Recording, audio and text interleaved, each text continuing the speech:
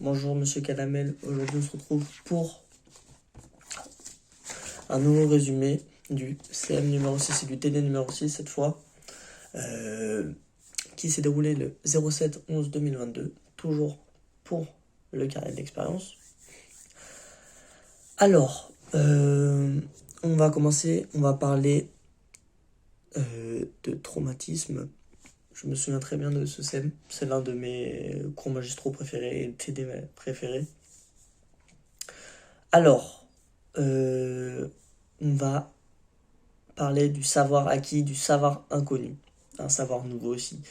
Le professeur, il va donner la main vers la découverte de cet inconnu, de ce savoir inconnu.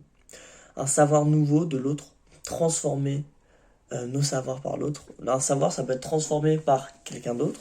On a tous été un peu influencés.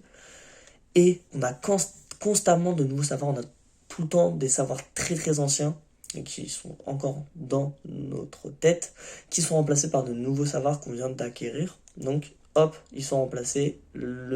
Notre ancien savoir va être oublié, va laisser place au nouveau savoir. On se pose des questions, comment je passe d'un savoir à un autre, à un phénomène qui se passe, on va le comprendre, savoir ce qui se passe.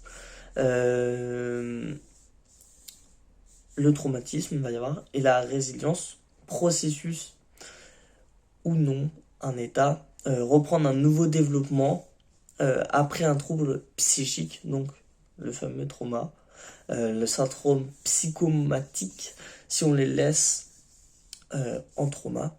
Donc, comment ça se passe un trauma ? Avant un traumatisme, on a l'attachement sécure. Après, pendant, on a un besoin d'aide, on a besoin que quelqu'un nous tende la main. Et après, on a le mémoriser pour en faire quelque chose et comprendre ce qui m'est arrivé. La mentalisation. Voilà. Il faut que quelqu'un me donne la main pour que je réussisse ou pas. Lorsqu'on fait vivre en 3 temps à une personne un trauma, donc les 3 temps, je viens de le dire, on déclenche le schéma de la résilience. Donc, ce que je viens de dire toujours, chez de nombreuses personnes, l'individu est en construction, il se renouvelle. Comment on transmet le savoir ? C'est donc viser chez vous la capacité à vous encourager vous-même à développer des savoirs, à vous renouveler. On observe plusieurs types de mémoire, donc la mémoire imagée, la mémoire lexicale, la mémoire procédurale et la mémoire sématique. Alors la mémoire imagée, reconnaissance visuelle avec les yeux, analyse du comportement, mémorisé. La mémoire lexicale, mot que l'on reconnaît, mais indépendamment du sens. On va reconnaître un mot, on va dire « Ah, j'ai déjà entendu, mais le sens, pas sûr que ça soit cela.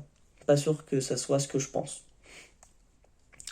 Ou alors qu'on leur donne sans comprendre ce qu'on lit. On le lit, on arrive à lire un mot, mais il y a des fois où on arrive à lire un mot, mais on ne sait pas ce que ça veut dire. C'est ça, la mémoire lexicale. La mémoire procédurale, mémoire de mettre en mouvement une façon de faire, façon de mettre dans l'ordre et de le mettre en application comme on l'a appris. Et la mémoire sématique, une manière de faire une interprétation des symboles, se souvenir ce qu'on a appris. Voilà.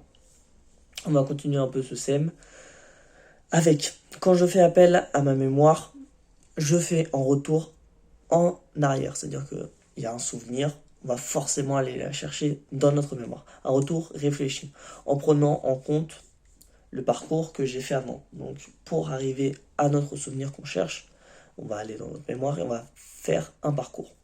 J'apprends ce que je comprends, très important aussi, et il se peut que parfois il y ait des ruptures et que je ne comprends pas. Apprendre et comprendre sont très liés. Apprendre, ça ne veut pas dire mémoriser, c'est pas juste mémoriser.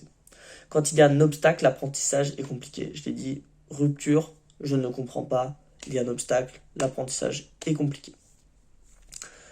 Après, vous nous avez montré une équation, enfin une petite formule. Vous avez dit apprendre égale comprendre égale liberté. Voilà. L'idée, pour terminer, la dernière notion, le déséquilibre indispensable à l'apprentissage, l'idée que je me fais du monde, les savoirs ancrés en moi, exemple un traumatisme, l'autre qui me met en déséquilibre. Voilà, je pense que c'est tout pour le SEM numéro 6. On va passer au TD. Au TD, on a parlé de piège de l'identité. Nous ne reconnaissons pas l'identité. Une construction, on a parlé aussi de la construction identitaire. Alors, qu'est-ce que c'est ? La construction identitaire, c'est construit de 3 facteurs. Chacun, on a pris un tiers pour former la construction identitaire. Alors, l'hérédité, qu'est-ce que c'est ? C'est on hérite des savoirs, surtout on peut hériter aussi du physique, on hérite souvent du physique de nos parents, des savoirs qui restent en toi. Souvent, c'est les parents, les grands-parents qui nous donnent des savoirs.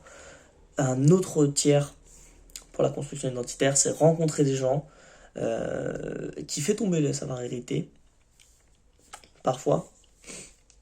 Et après, l'identité désirée, une construction selon mon envie, c'est moi, je veux que ça soit comme ça. Voilà. Et pour terminer, vous nous avez fait un petit exercice, il faut identifier un blocage chez nous. Donc moi, mon blocage c'était pour un parc d'attractions où j'arrivais pas à faire des attractions parce que je les connaissais depuis longtemps. Depuis très longtemps, je les connaissais depuis que j'étais tout petit. Et du coup, un jour, je suis allé dans un autre parc d'attractions et j'ai fait les attractions très à sensation forte, les attractions à forte sensation. Et quand je suis revenu à l'autre parc, ma peur avait totalement disparu. Et j'ai pu faire toutes les attractions à sensation forte du parc. Du coup, le fait que je connaisse pas le parc où je suis allé m'a permis de faire toutes ces attractions. Et du coup, quand je suis retourné à l'autre parc, le parc où j'avais peur initialement, j'ai pu finalement vaincre ma peur. Voilà, c'est la fin de ce CM6, de ce TD6 de Sciences Éducation. Au revoir.